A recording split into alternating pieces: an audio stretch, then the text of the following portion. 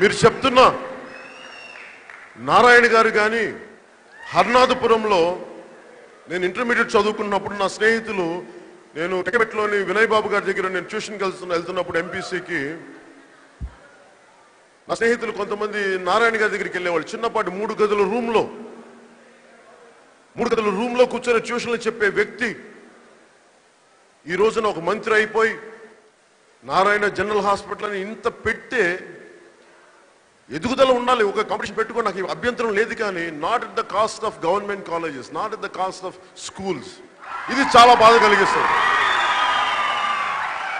మీరు విద్యని చెప్పి మీరు ఎదుగుతానంటే మాకు ఇబ్బంది లేదు, కానీ ఉన్న గవర్నమెంట్ స్కూల్స్ని చంపేసి గవర్నమెంట్ కాలేజెస్లో ఫెసిలిటీస్ లేకుండా చేసి విద్యార్థుల్ని అడుక్కునే వాళ్ళకి ఏదో కూర్చోబెట్టి నిరుద్యోగ ముఖాన్ని కొట్టేసి ఉపాధి అవకాశాలు కల్పించకుండా కేవలం కార్పొరేట్ స్కూల్స్లో కనీసం కాలేజ్ గ్రౌండ్స్ లేని కార్పొరేట్ స్కూల్స్లో 9 నుంచి రాత్రి 9 వరకు చదివే చదువులు దేనికి?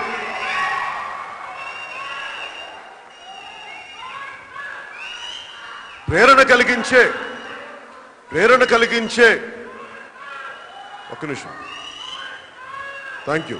చాలు. ప్రేరణ కలిగించే కాలేజెస్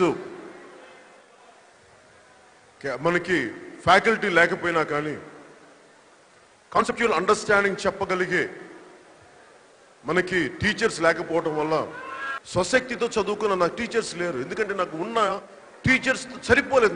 నేను అడిగే ప్రశ్నలకి మా టీచర్ల దగ్గర సమాధానాలు లేవు, మా ఇంట్లో వాళ్ళ దగ్గర సమాధానాలు లేవు. అందుకని నేను నేర్చుకుంది కాన్సెప్చువల్ అండర్స్టాండింగ్ కోసం.